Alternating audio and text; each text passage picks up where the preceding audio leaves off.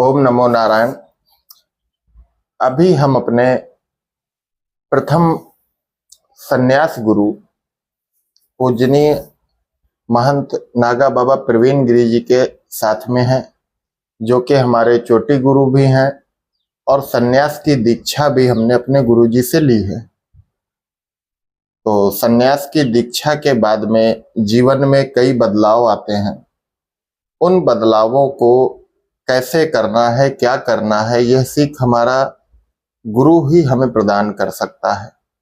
गुरु की महिमा के बारे में शेष और शारदा भी बखान नहीं कर सकते, और महिमा मंडन का तो जितना गुरु का बखान किया जाए वह कम है। तो बापू अभी हमारे, क्योंकि गुजरात में गुरु जी को बापू भी कहते हैं, तो बापू अभी हमारे नर्मदा परिक्रमा के लिए निकले हुए हैं। हम नर्मदा परिक्रमा निकले थे, लेकिन किसी कारणवश उसे पूर्ण नहीं कर पाए और हमें वापस आना पड़ा। तो बापू हमारे करीब 1 महीने से अभी परिक्रमा में हैं, और इस अवस्था में, इस उम्र में और शारीरिक कष्टों के चलते हुए भी जिस तरह वह कठिनाइयों का सामना करते हुए परिक्रमा के पराक्रमी बन रहे हैं, तो वह तो बहुत ही अद्भुत है। तो गुरु जी से ही जानेंगे कि क्यों नर्मदा परिक्रमा उन्होंने अचानक प्रारंभ कर दी। तो गुरु जी बताएं, कैसे अपने नर्मदा परिक्रमा का निर्णय ले लिया शिष्य के अलग होकर। नर्मदा परिक्रमा का निर्णय तो हमने बहुत समय पहले से ले रखा है। जी गुरु। पहले भी हमने 2 बार कोशिश किया है, लेकिन हमारा जो बाल्य अवस्था से जीवन रहा है वो नाजुक रहा है जी। इस वजह से, शारीरिक परेशानी की वजह से ही हमारा 2 बार रुक गया है। लेकिन इस बार दृढ़ संकल्प के साथ में परिक्रमा हम संपूर्ण करेंगे, रुकेंगे नहीं। तकलीफ आएगी तो वहीं रुके रहेंगे, बीमारी दूर होने के बाद आगे बढ़ेंगे, लेकिन परिक्रमा पूर्ण करेंगे, ऐसा निश्चित करके चले हैं। और ये आज का सोचा हुआ है ऐसा नहीं, ये बहुत समय से सोच रखा था परिक्रमा करना। हमने 2 ट्राई पहले भी किया। अभी वर्तमान समय हमने माता जी से श्रद्धा रखी, पहले तो बचपन से हमारी श्रद्धा है, तो उस वजह से हमारा दुख जो था, शारीरिक रूप से पीड़ा थी, वो समझो 90% से ज़्यादा ही दूर हो गई है। तो श्रद्धा फिर प्रबल हो गई, और 1 महीना हो गया उस बात को भी, अभी तक दोबारा वो दर्द हुआ नहीं हमारे शरीर में।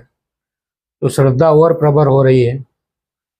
परिक्रमा में हम लगातार पैदल यात्रा कर रहे हैं। सेवा के लिए बहुत लोग मिल रहे हैं। जरूरत का जो है सर सामान वगैरह, उसकी सेवा लेते हैं। ज़्यादा वजन नहीं उठाते हैं, ज़्यादा चलते नहीं हैं, ज़्यादा खाना पीना विशेष नहीं, सादा भोजन, और परिक्रमा को पूर्ण करेंगे। अच्छा, 1 महीना चलने के बाद में आज हम उस जगह आ गए हैं जिसको गुजरात में चाणोद चक्रतीर्थ घाट कहते हैं। अभी हम लोग चक्रतीर्थ घाट के चाणोद में ऊपर बैठे हैं। तो उस जगह पे हमने जीवन का जितना परिक्रमा मार्ग का समय रहता है उतना हमने व्यतीत किया है इसी घाट पे। इसी घाट पे आपको ये शिष्य भी मिला। हाँ, इसी घाट पे हमको ये हमारा एक नवरत्न हीरा भी मिला है, जिसकी कीमत 9 करोड़ रुपया है। और पूर्ण परिक्रमा का समय हमने यहीं गुजारा है, लेकिन परिक्रमा नहीं हुई थी पहले, तो इस बार संपूर्ण करेंगे। अच्छा, दूसरा के नहीं होने का कारण, आज वर्तमान समय आधुनिक तरीके से जो परिक्रमा करते हैं उस ढंग से हम नहीं करते हैं। कल ही हम इनको चर्चा कर रहे थे, लेकिन इनके पास जो ज्ञान है वो वर्तमान समय चलने वाली परिक्रमा का है। और हम लगातार किनारे आगे बढ़ के, कुछ कठिनाइयां आगे आती है, यहाँ से 50 किलोमीटर में ही दूर होती है, वो पूर्ण करते हुए हम आगे हमेशा बढ़ते हैं। और ऐसे ही 2 बार और भी आगे आता है, तो उस तरीके से हम चलते हैं। काफी तक तो हम चले हैं, हमको अनुभव है, विशेष तौर पे कोई ऐसी परेशानी है नहीं। लेकिन शरीर हमारा 100 किलो वेट है, ना करते भी हमको 50 किलो वेट रखना पड़ता है। दूसरा, उस वजह से चलने में, पहाड़ी चढ़ने में, रात के समय लंबा सफर होने पर रात विश्राम करने के लिए, दिन में भी भोजन चाय पानी की व्यवस्था में, काफी ऐसी जगहें आगे बीच में आती है, वहां पर परेशानियों का सामना आज भी करना ही पड़ता है। तो वो सब किनारे पे विशेष है। आगे के रास्ते में गुजरात में तो तकरीबन नहीं है ऐसा कुछ, और एमपी में भी काफी जगह पे नहीं है। महाराष्ट्र की बॉर्डर लगती है, वहां पर भी ऐसा विशेष नहीं है। लेकिन कहीं ना कहीं तो बीच में माता जी परीक्षा लेती है, भक्त लोग परीक्षा लेते हैं। साधु जीवन में विशेष तौर पे तपस्या होता है, तो उसका दर्शन जगत चाहता है। तो वो सब पार करते हुए हमको इस बार संपूर्ण 3 साल 3 महीना और 13 दिन, लेकिन हमारा जो शरीर है वो कुछ शारीरिक रूप से कमजोर है, इस वजह से समय ज़्यादा हो सकता है। लेकिन हमको ये परिक्रमा पैदल ही संपूर्ण करके फिर हमको आना है गुजरात में, इसी तट पे। और इसके बाद ओमकारेश्वर जाके इस बार परिक्रमा को संपूर्ण करेंगे। संपूर्ण तो नहीं करेंगे क्योंकि जीवन एक परिक्रमा है, लेकिन जरूर उसको विराम जरूर देंगे, क्योंकि साधु का तो जीवन ही परिक्रमा है। नर्मदा जी की करो चाहे जीवन में ऐसे ही भ्रमण करो, तो साधु जीवन तो जो है। अच्छा बापू, एक बात बताइए, नर्मदा जी पूरे, मुझे लगता है दुनिया में एक ही ऐसी माँ है जिसकी हम परिक्रमा करते हैं। बहुत लोग अब परिक्रमा करने लगे हैं, पहले गिने चुने साधु संत करते थे, अब गृहस्थ भी बहुत कर रहे हैं, सेवा भी बहुत लोग कर रहे हैं।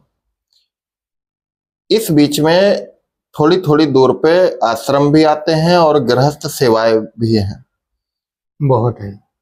बीच में जो साधु संत रहते हैं, निश्चित तौर पे अकेला संत है तो उसके पास अगर 50 लोग भोजन व्यवस्था के लिए, चाय पानी के लिए भी पहुंच गए तो कठिनाई तो होती है, जिस वजह से उनके शिष्य सेवा करते हैं।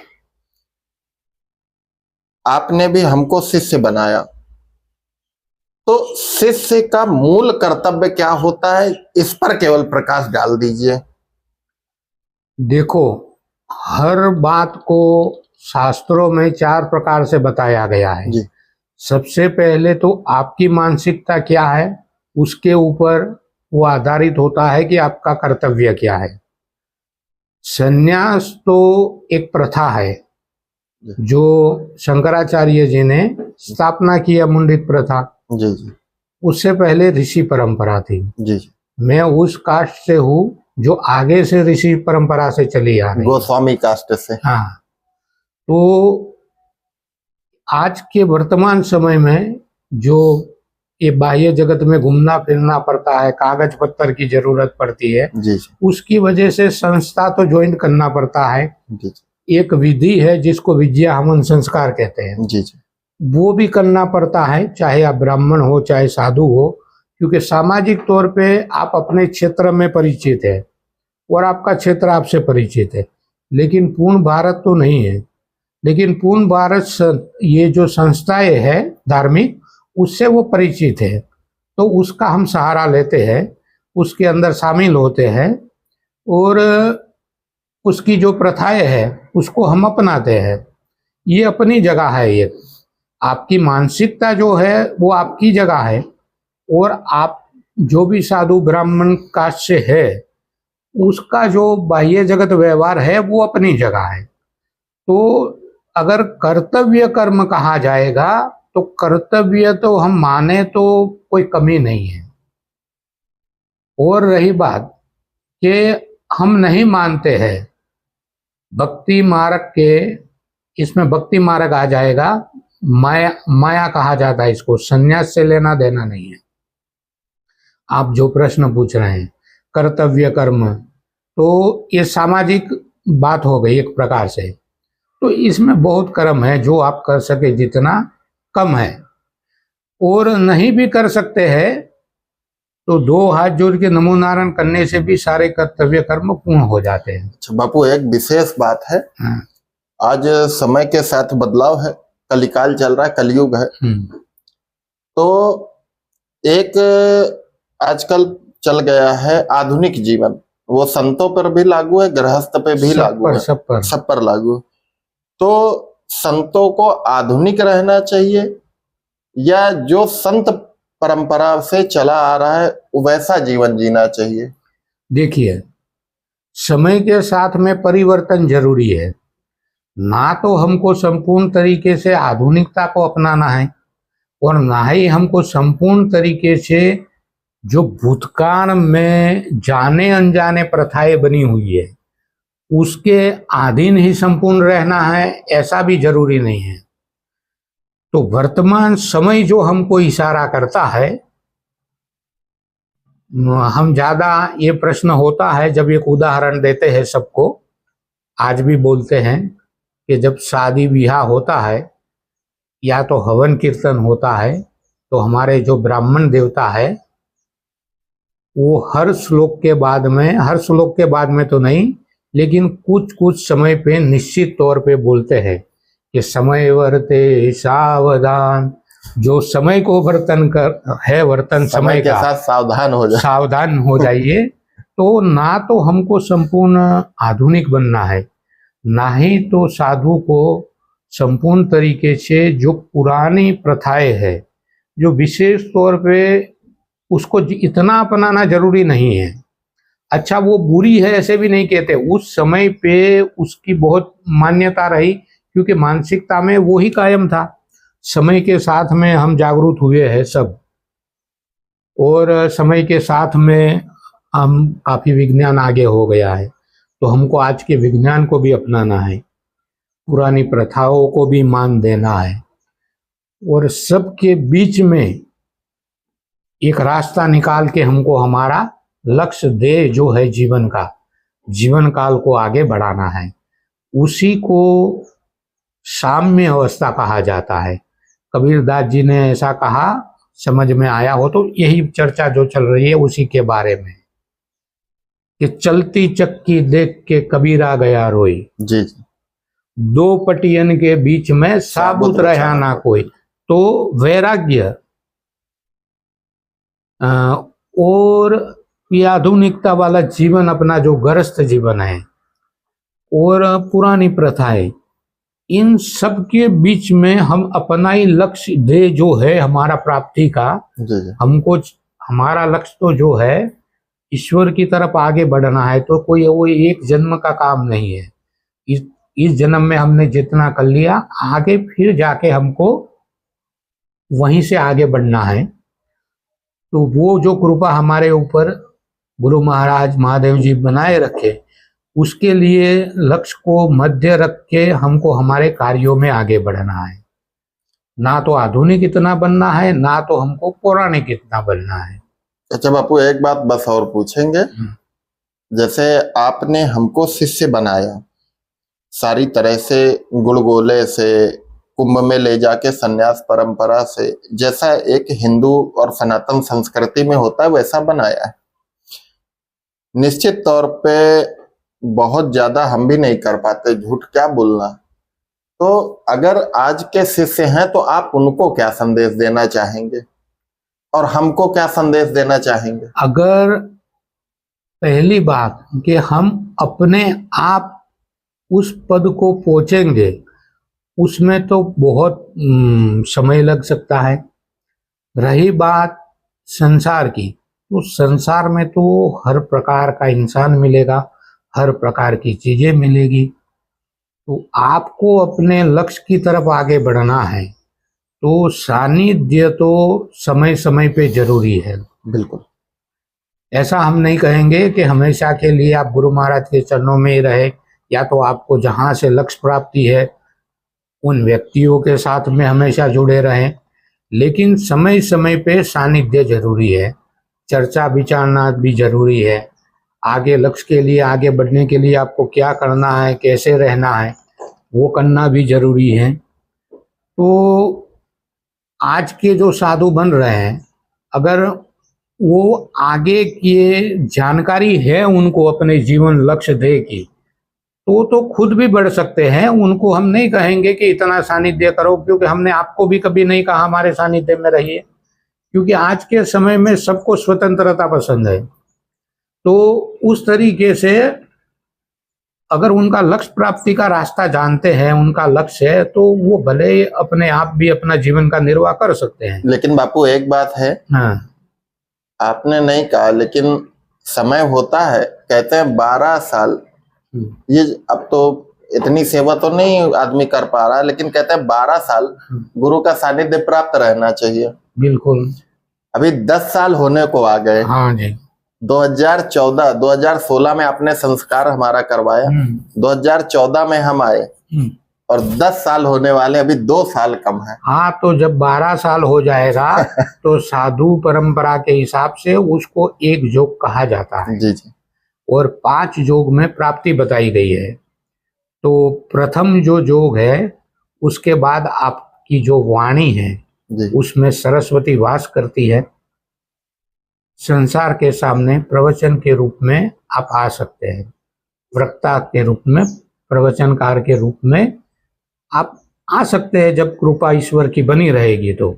और आपका लक्ष्य भी होना चाहिए उस तरफ। बिल्कुल। तो कहा जाता है कि 12 साल में एक योग, मतलब प्रथम योग के अंदर सरस्वती आपके जबान में वास करती हैं और प्रवक्ता के रूप में आप संसार के सामने प्रकट हो सकते हैं, तो वो पद आपको मिलेगा।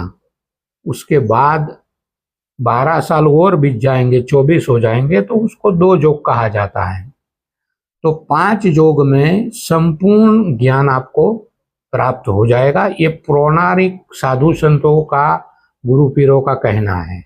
और 12 योग इतना समय कलयुग में है नहीं किसी के पास में, क्योंकि जीवन हमारा 100 साल का है।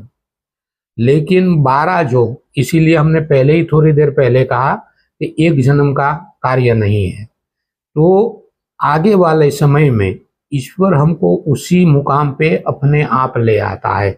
जैसे आज संन्यास लेने से पहले महीना पर आपको मालूम नहीं होगा कि हम साधु के रूप में आगे का जीवन निर्वाह करेंगे। बिल्कुल। तो वो ईश्वर की एक कृपा है कि हम पिछले जन्म में कहाँ तक हमने भक्ति मार्ग छोड़ा था, वो आज इस जन्म में हमको कहाँ तक ले आए हैं और आगे वाले जन्म में हमको वहां से कहाँ ले जाएंगे। तो 12 योग संपूर्ण हो जाने के बाद में संपूर्ण सन्यासी उसको माना जाता है।